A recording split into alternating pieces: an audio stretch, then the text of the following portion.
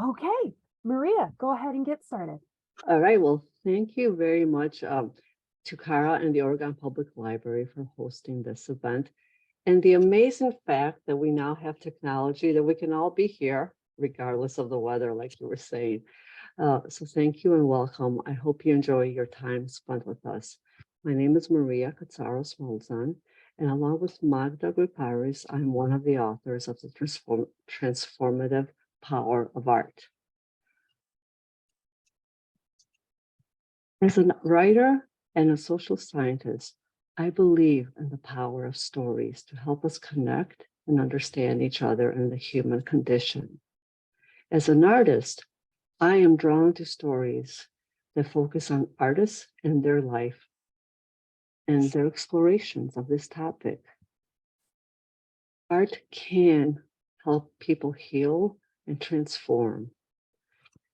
As Magda eloquently stated, her inspirations of nature, light, shapes, and colors have helped her overcome her chaos and the trauma that she faced, that we'll get to in a second. When she paints, she feels connected to God and recreating his beauty without distorting it helps her in her interpretations. We call this flow. Some call it the divine.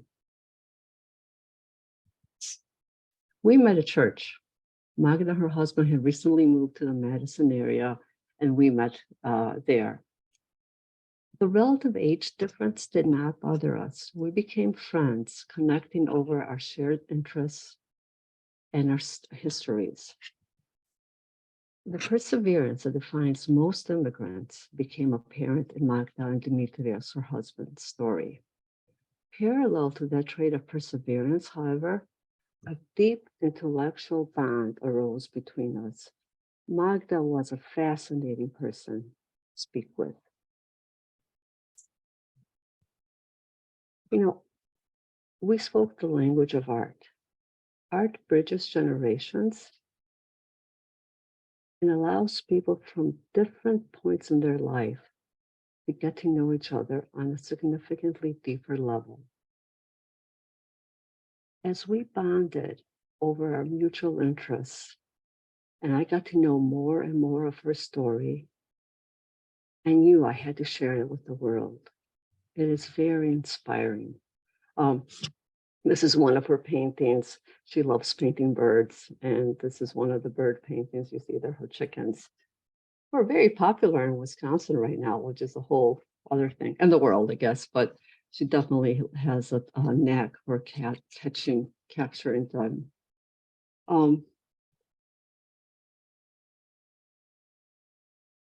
Many people know Greece, the country of both Magda and her husband and me and our birth.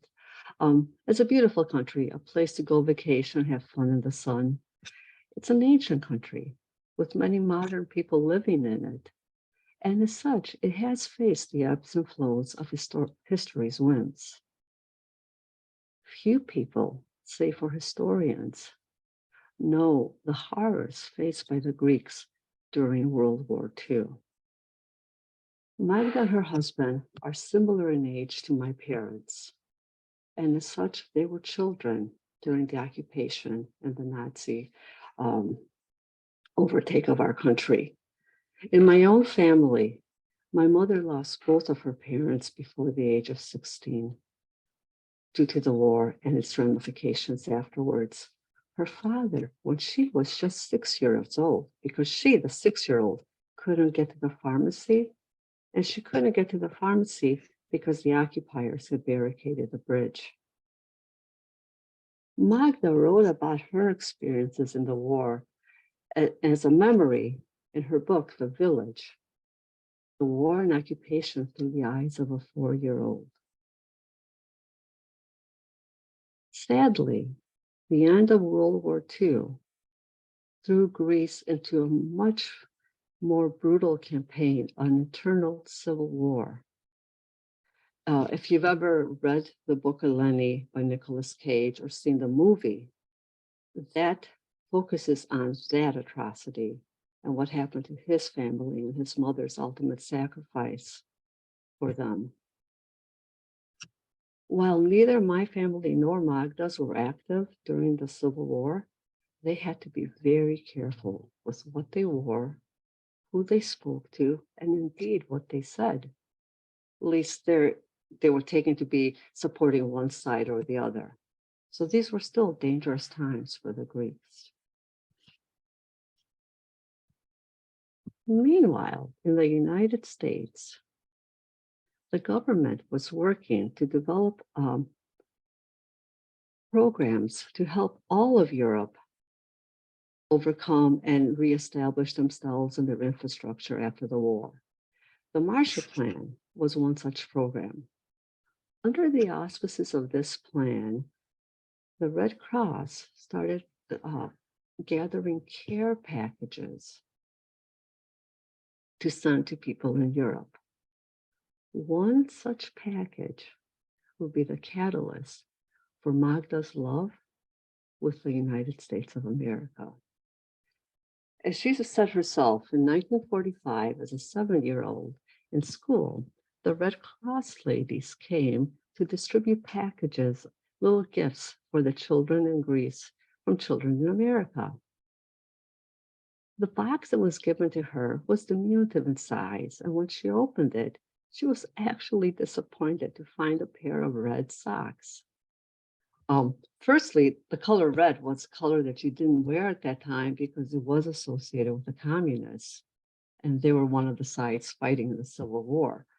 But secondly, a lot of the other kids had received things like chewing gum or lollipops or little trinkets, and all she saw was a pair of socks. Nonetheless, she took it home, and when she showed it to her mom and they started going through the box, they discovered a letter written in a foreign language, written in English. They had her uncle translate the letter, and they found out that the sender of these socks was a young lady from Ohio called Nora. And the letter had Nora's address, so they sent her a thank you note, and a correspondence began. A correspondence that was to shape the rest of her life. Writing first to Nora and then to Nora's mother, Mother Marguerite, it's her right here in the picture. And this is Magda's young girl. And then to a niece, Joyce. Magda and her family discovered the altruism that truly defines the best in America and Americans. And I say this as a first-generation immigrant. This is an amazing country, and sometimes we can do amazing things. This family, Mother Marguerite here, and they called her Mother Marguerite, that was the way the whole family called her, not only wrote to the young girl, but she organized more care packages that she would send to the family. Her first doll was ever gifted her from this family. And asking them about what they needed, how they were faring. These letters, which were very slow in coming, back in those days, it was all ship mail, so cargo ships, so maybe you'd get 1 or 2 a year, fueled in Magda a desire to become fluent in the English language.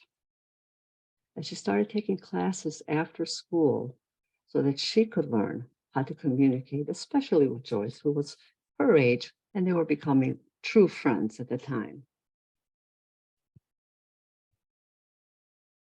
Before she had gained enough English that she could write her own letters, the family would rely on translators.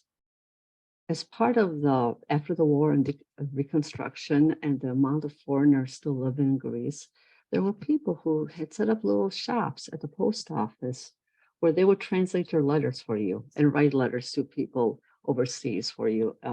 So that's how the family would communicate. But Magda studied very hard, and she was dedicated and determined to master this language, and she did. Graduating high school, she had already received her diploma to be an English teacher, and she and Joyce had crafted a plan, which was that Magda was going to work for a few years and save her money, and then moved to Ohio to study art school and live with Joyce. Life, of course, had other plans. Both the young ladies met people that they fell in love with, and they got married. And thinking that that part of her life was over, Magda continued working and helping establish her home in Greece. However, the two friends continued their conversations and writing to each other, and they crafted a new plan based on their realities. Joyce and her husband, this is them right here, offered to sponsor Magda and her husband and their young son, right here, to move to the United States.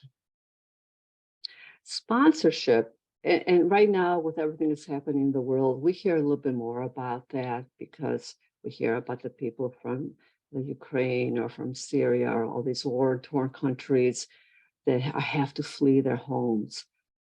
Sponsorship is a very detail-oriented process. The family, in this case, Joyce and her husband, had to fill out paperwork that guaranteed that for 5 years, they would be responsible for taking care of and supporting Magda's family in anything that they needed. Moreover, if at any time something happened, they would be responsible. Now, apart from letters back and forth, the two people had never met. This was a leap of faith on both of their parts. And this was the beauty of what that goodness, the Midwestern goodness, can show you. They did it. And 2 years later, it took 2 years for all the paperwork to be approved in both countries and all that. 2 years later, the families finally met. And Magda and her husband moved to Ohio with their young son. Now, living in Wisconsin, or in Wisconsin, I'm sorry, in Ohio, immigrating to any country is difficult. However, with the help of the good friends, Magda, Dimitrios, and their young son, Mark, were acclimating to and thriving. 6 years later, after the birth of their little daughter, Katerina, and while they had finally become American citizens, it takes 5 years. Once you move to America and you get your paperwork in order, it takes about 5 years to become citizens. 6 years later, a much more lasting nightmare would occur. Magda had been born with a congenital birth defect, and her one leg was slightly shorter than the other. While she was able to live a normal life, she would limp. A surgeon convinced her that the hip replacement surgery would help alleviate that. The surgeon, unfortunately, was horribly inexperienced. And what was supposed to be a good thing became a 10-year surgery after surgery, time of utter destitute life. It's very hard to explain in words, but for 10 years, she had to keep going back for surgeries to fix what was the mistake from the surgeon to begin with.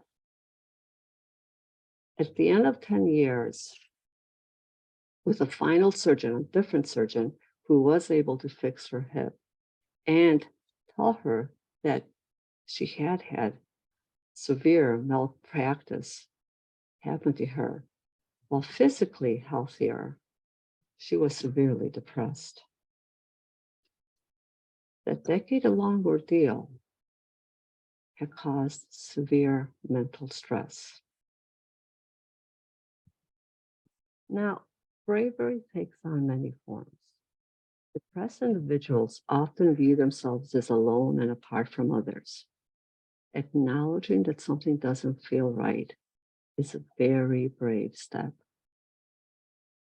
Please, this is my PSA to everybody out there. If you or somebody you know is dealing with depression, please reach out. Talk to your doctor.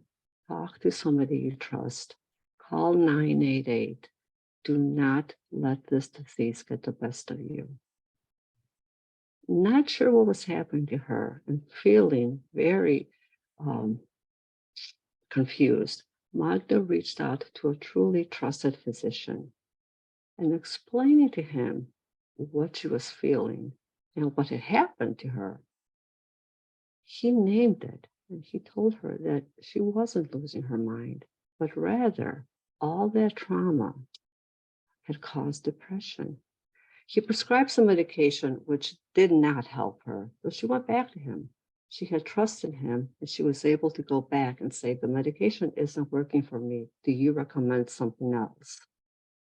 He thought about it and he asked her, have you ever wanted to do something? Without missing a beat, she said, I've always wanted to paint. To which he replied, go do it. And it was as if a light had been opened and turned on. Leaving the office, Magda went and found a community center that was offering art lessons, and she signed up for her first 2 classes, a class in painting and a class in drawing. Those were the only 2 art classes Magda has ever taken.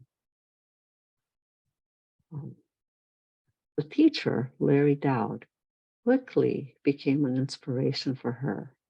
He helped them with accommodations to make it a safe place for her to be physically in. And she discovered, as she said, that the moment she was in that studio, the transformation happened. Her head cleared. She was able to concentrate. The voices in her head, the nagging fears dissipated. She had found her calling. Larry quickly realized that he had a prodigy on his hands.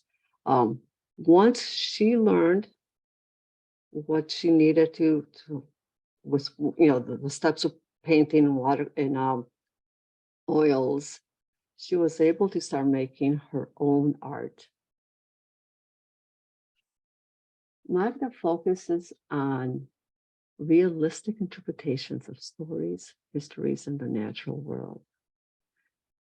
Through her art, she's able to share her vision and the awe that she feels when she looks at the beauty all around us. Her pictures, her paintings, by the way, a lot of them, especially the ones with figures in them, have very unique titles. There's stories attached to them. If anybody ever has a question during the presentation, you can ask and we can explain what the different pictures mean. Actually, I'll say it's more set, excuse me, for example, in this picture right here, this is called Petachtaris, and this was one of her husband's uncles. And Petachtaris means somebody light on his feet. And he had gotten that nickname because in his job, he was so quick that as he was delivering, he would deliver the baked goods to the village. People would give him other opportunities to run errands for them. And so that was his nickname for that job right there. So Petachtaris. It took Magda many decades to find the time to paint and a 10-year-long ordeal with the hands of some truly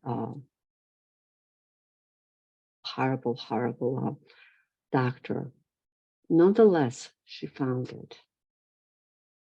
And once she found it, there was very little that could stop her from it.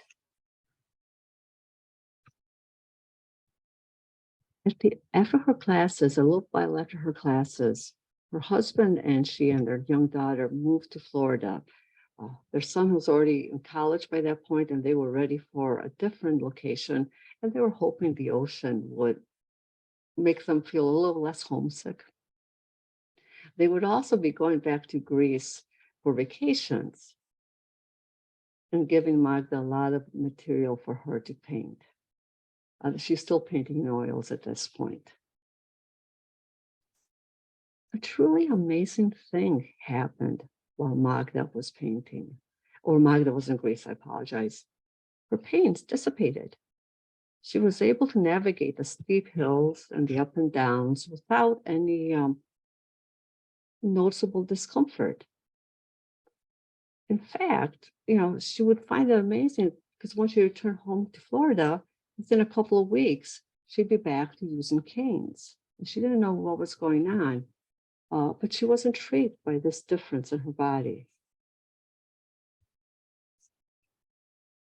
Now, Magda is now known as a watercolorist. And what happened was that by the late 1980s, the beginning of the 1990s, she needed to go back for another surgery, this time for her other hip. Over the years, all the compensation and overcompensation had deteriorated her other hip, and she needed another surgery. And she also had severe lumbar pain and stenosis in her spine. So her spine is tightened and the nerves are tensed up and they cause shooting pain. And that meant that for her, oil painting was going to have to stop. She physically couldn't paint in oils the way she would, and she had to find a different medium. Other oil painters are able to paint sitting down, but that was not the case for Magda.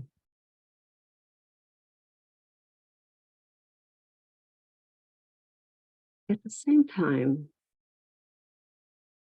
as she's dealing with the second her other hip surgery and dealing with recovery from that, she was really thinking if a different climate would make life better for them, life better for her.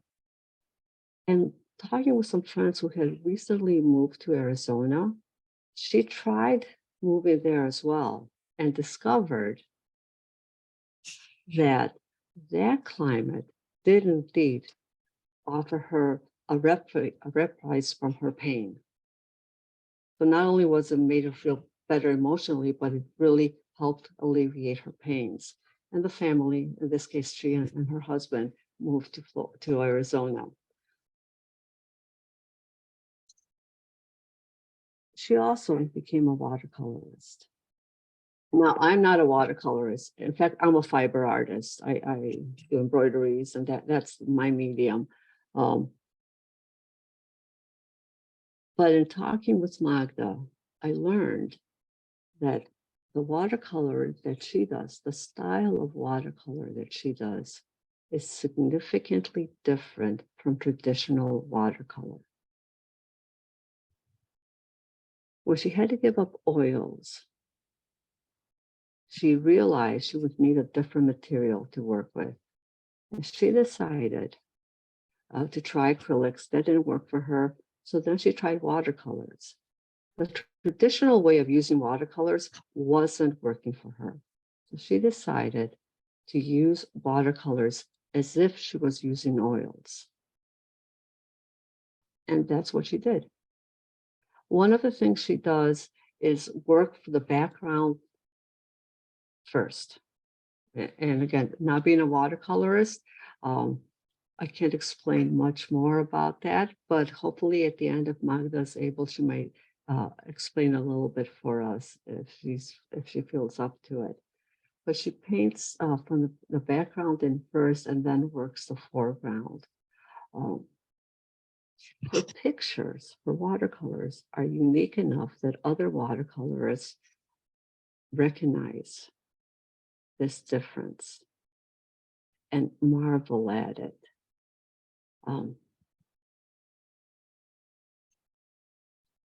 This is one of her, the story has a really funny story attached to it, but let's see if anybody wants to hear it, we can a little later on.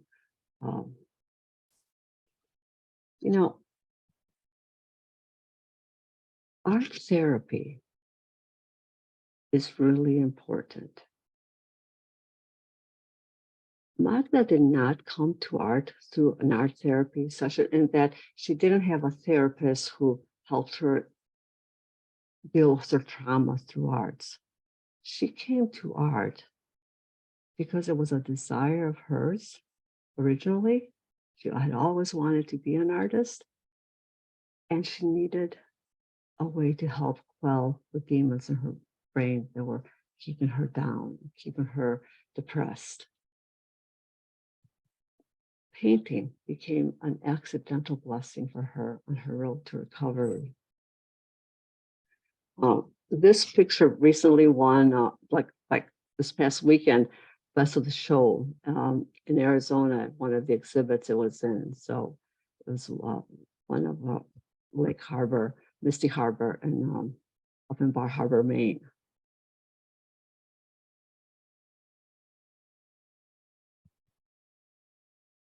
Along with pictures of Greece, as you just saw a couple here, she has painted a whole repertoire of pictures and continues to paint pictures of the United States. One of the things they were able to do when she was physically in a better state was get a camper van and travel around the country. And she was able to use that time to paint her paintings, places like Maine, the Oregon coast, and so forth. So on. The Grand Canyon, the Arboretum. One of her latest pictures here, Colors and Scents. So when we were talking with Cara about this presentation, she said, you know, if we like having these kind of talks and we love giving people an opportunity as part of these talks to participate, to do a hands-on activity. When I shared that with Magda, she was interested in helping you guys to do a watercolor, and she came up with this picture. And she made this picture for you.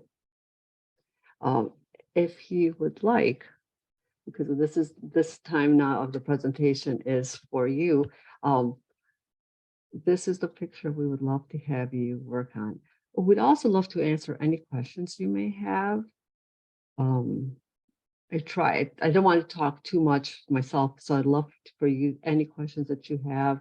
And I know Magda, I believe, is on the call. I can't see everybody. I don't see a handful of you, but I want the screen to have the painting. So if you have any questions, please feel free to ask them, and we would love to answer them for you, and give you time to get started with this painting.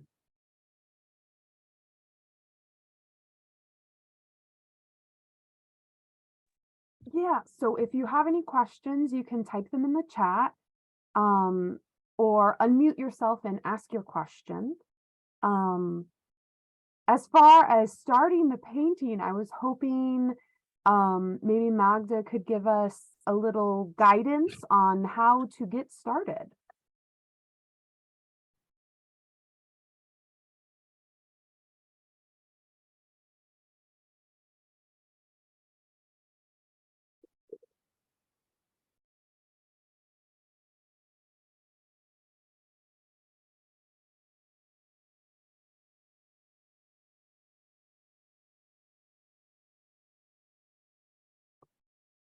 I'm not sure if Magda is here right now. I thought she was here, but she's here, but I think she's muted. I think she's muted.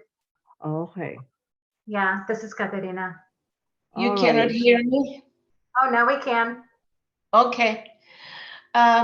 Because I have problem with my neck, severe stenosis. I haven't been well recently, so I cannot make any speech tonight or answer any questions. But I want to say thank you first to Maria, my good friend, for her beautiful and wonderful speech and all the things, nice things she said about me. And I want to welcome everybody, and I am very pleased that you're having this event in Oregon. I have visited Oregon because we lived there in Madison for 4 years. So, And I also, my daughter is on, she lives in Verona. I don't know if she can say anything tonight, but we're all here. And also my husband Dimitri is here. Come on. So that's him. We're together. And thank you so much. Thank you. And I hope you enjoy your evening and your meeting. Thank you, Magda. And Katerina, feel free if you'd like to talk. I will say right now, Kara, to your question, when Magda and I had spoken earlier, the way she begins her watercolors is first by pencil drawing. She sketches out what she wants to do. And then she starts out by filling in the background. So in this case, she would work on filling in the leaves and the backgrounds, and then slowly working into the flower. Yep. Yeah, she'll work from the back and move up, and then goes back and adds highlights and depth at the end. So we would love to encourage people, if you want to try that style, you could definitely try that. One of the questions was about this painting meditation. There's a funny story with it. I'll just quickly go back to it, and then I will bring back the picture here. So Magda and her family were traveling in an island in Greece called Corfu. PBS had a series, The Durrells of Corfu. Many people maybe have seen, and a book by that case. Anyway, that's one of our many, many beautiful islands. And one day, as they were walking around, they spotted this monk, and they thought he was sleeping. And he was indeed sleeping. But when they looked a little closer, they found a jug of wine by him. He was actually drunk. And in retrospect, Magda didn't want the jug of wine in the painting. She didn't think that was very, she thought it was sacrilegious. So she deleted that from her painting. But that's a funny story here. You know, he looks like he is in deep meditation or prayer, but actually he's sleeping off, slightly inebriated. Yeah. I'll go back to the picture. Katerina, would you like to add anything? No, I do see a couple questions in the chat. I think I can answer one of them. One of them is, to what extent did conversations with other artists over the years influence your beautiful paintings? And Ma, I'm going to speak for you, but you can correct me if I'm wrong. Honestly, I think you created your own style. You do connect with other artists. You are influenced by them, but really, you have a really unique style. And I think that was born from your oil painting that you had to give up, and sort of translated the same sort of approach, but adapted it the best you could to watercolor. And then the next question is, does Magda paint with watercolor thickness right out of the tube without thinning it with water? I believe she thins it a little bit based on I can answer that. particular application. I always mix my colors and my watercolors. I don't come straight to, paint straight from the tube. And I also work on wet on dry. I don't wet my paper. This way it gives me more control. Did I answer your question? Yes, thank you so much. This is Jean, Magda. Hi, how are you? I'm sorry you're having a bad day. Thank you for doing this for everybody. Thank you. That was my question. Yes, thank you. That was my question, and that does answer it. It totally makes sense that you mix your colors just like oils. I just wasn't sure if you were using watercolor like oil. Does that mean that there's less water involved, that the thickness is similar to how it comes out of the tube? And it sounds like you do maybe use a little bit of water, but you you don't paint on wet, you paint on dry, which is really Yes. interesting. Yes, yeah. Well, there are two styles really. Some were, paint with wet on dry, some wet on wet. But I tried the wet on wet, and I couldn't control what I was doing, and so I tried the other way. And well, my technique, the way I developed it, it just suited me because first of all, I didn't like to leave white space on the paper because I use white from a tube to do the lighter areas. Then, following the oil technique, I start with my darks most of the time than the lights. And in watercolor, that's the opposite. They start with light. So in the beginning, it was very difficult because I didn't take any instruction. I just went to my, my studio, and I started painting, and I was trying, to develop my style, and I'm realistic also in my style. So slowly, in the beginning, I was painting easy, like the Greek houses, which didn't have much,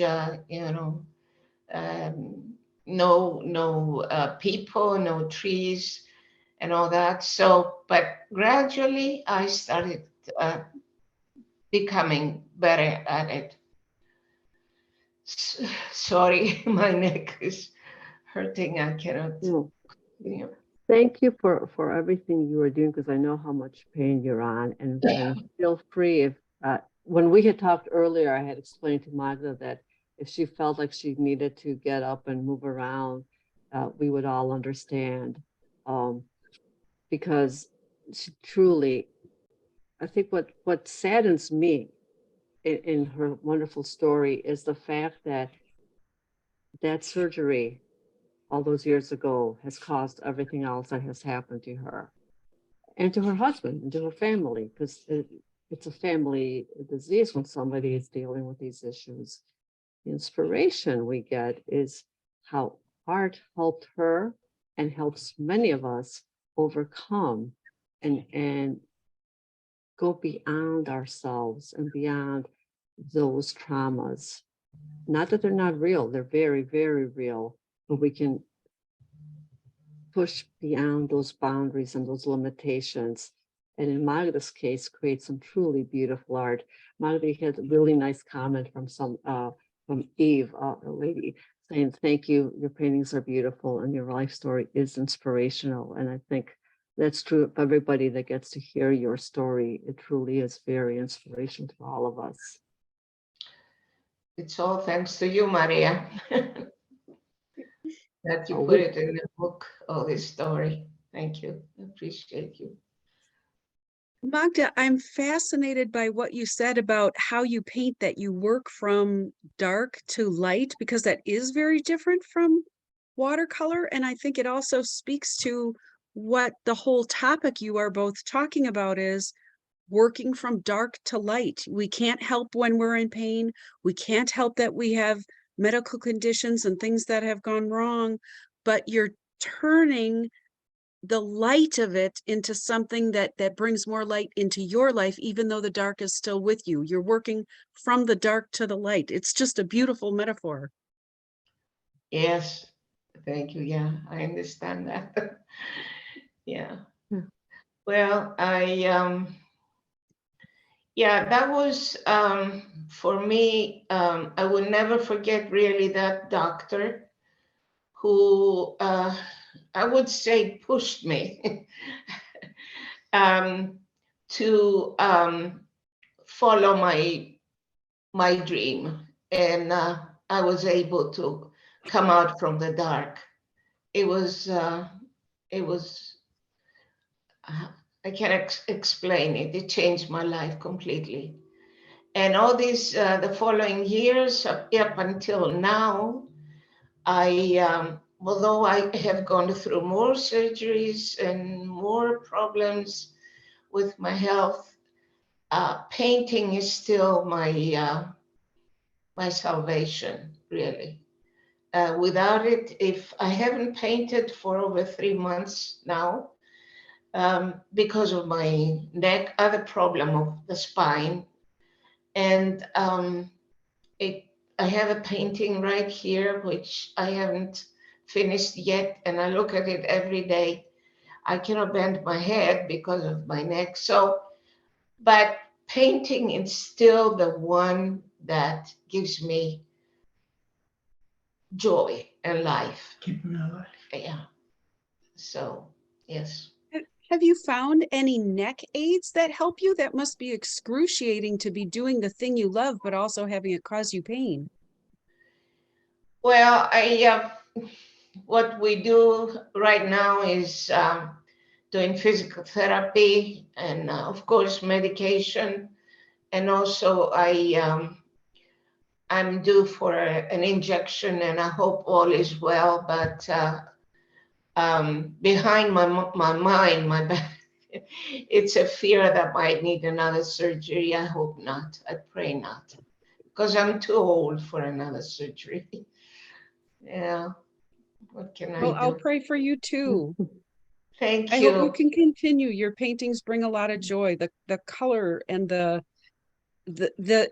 fact that they're both real and almost look photographic, but they also are warmer, like a story Mhm. Yeah. of something that happened. It's just such a beautiful style. It brings joy. I hope you can continue to do it. Thank you. Thank you. My daughter was just telling me today, we were talking through the phone, texting, that I never like to take commissions and paint somebody else's, ideas and from pictures or anything, because I always want to paint what I love, what I like, and what makes me happy. So I guess that's why. Thank you so much.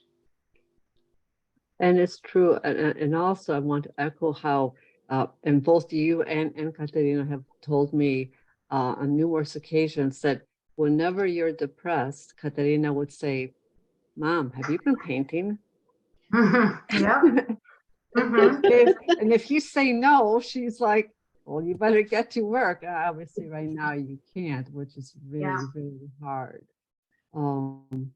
There are a lot, again, Magda's story is unique to Magda, but there are a lot of artists who have had to deal with physical ailments and have found by the ability to make art, they've been able to overcome, at least for the time being, that horror, whatever they're dealing with. Like, Yeah. I'm thinking of Chuck Close, for example, who went from being, fine to being paralyzed from the neck down, how he would paint his paintings with a paintbrush in his mouth. So there are a lot of people there Oh, yeah. hearing I their have stories. Go ahead. Oh, sorry, hon. Go ahead, Magda. I I didn't have interrupt you. an artist friend who told me that she did her best art while she was going through chemotherapy. Can you imagine that? Mhm. She did her best work. Yeah, art Oh, is it's healing. amazing.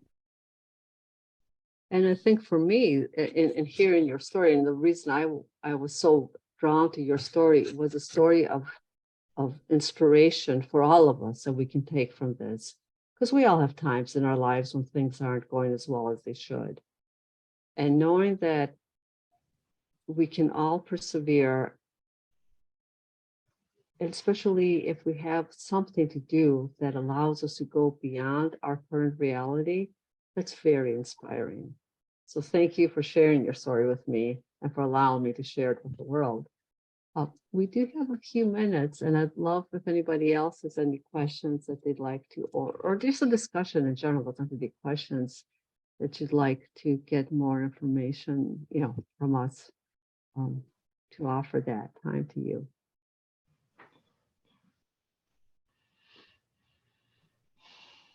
And Kelsey, were you one of my students back in the day?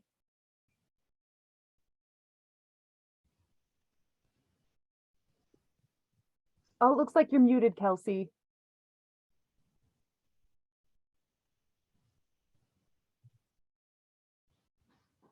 Kelsey, if you look up at your picture, it'll give you an option to unmute with the three dots. Or it should. There you go. I think you were, maybe I did like what is it, weaving with you or something? I don't know. I think yeah. Another would something know. with you. What? Yeah. Another one? I believe you were Yes, another one. Yeah. Yep. Yeah. It's a small community, but it's so exciting when I see these people and I recognize the names because it's like, oh wow. Yep. Nice to see you again. Thank you for joining us. Definitely. Yeah. Nice to see you. Yeah. Well, if anybody would like to share what you've been painting too, because I've seen a couple of people painting, if you'd like to share that with Magda, if you want to take a picture of it and maybe even just send it to Kara at the library and she could forward it to me and I could forward it to Magda, that'd be great. Oh, that's beautiful. I think that would be something that would really bring joy to see your work as interpreted by other artists would really bring joy. I'd like to say something about this painting. I did this painting with watercolor pencils, and I did it while I was in not hospital, but in a rehab, because I had another surgery and I was in there for 4 months. And so when I started getting better and I was sitting in the wheelchair, I asked my husband to bring me my paints, my watercolor pencils, and I was painting greeting cards for all my nurses and my physical therapists and all that. So this was my special one that I did this is an nasturtium, the flower. So I just wanted to make it clear that it was not with brushes, it was with pencils. And even that's amazing because I've tried watercolor pencils and I can never do anything of that nature. So it's wonderful to see. We do have a question. Nara Cox was asking, she said, all your paintings are so beautiful. Do you have subjects you prefer or are particularly drawn to paint? So are there things you prefer to paint? Yeah, I love to paint water. I don't know if you have any painting of mine. Well, yeah. And then my favorite really are flowers. Flowers. I love to paint flowers. But I don't want to be labeled as a flower painter. So when I finish a painting of a flower, then I go to something else. And then I go back. And that's when I'm happy doing flowers.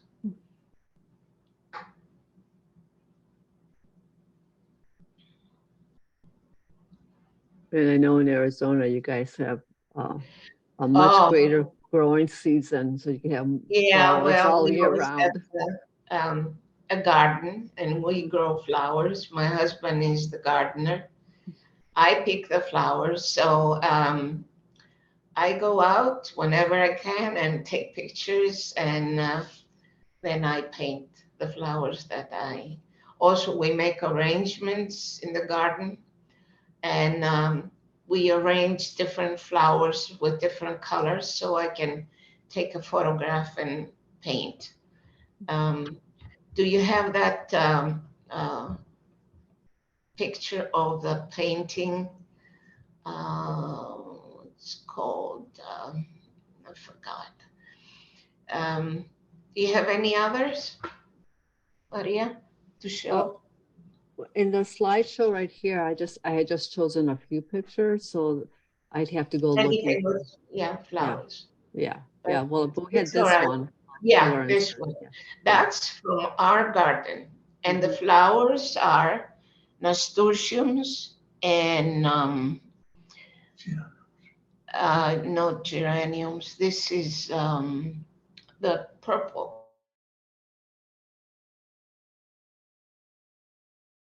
Photograph of mine that I took. And from then I put it on paper and I painted it.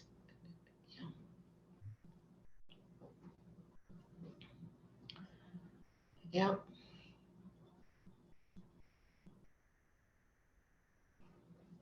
Quite wonderful.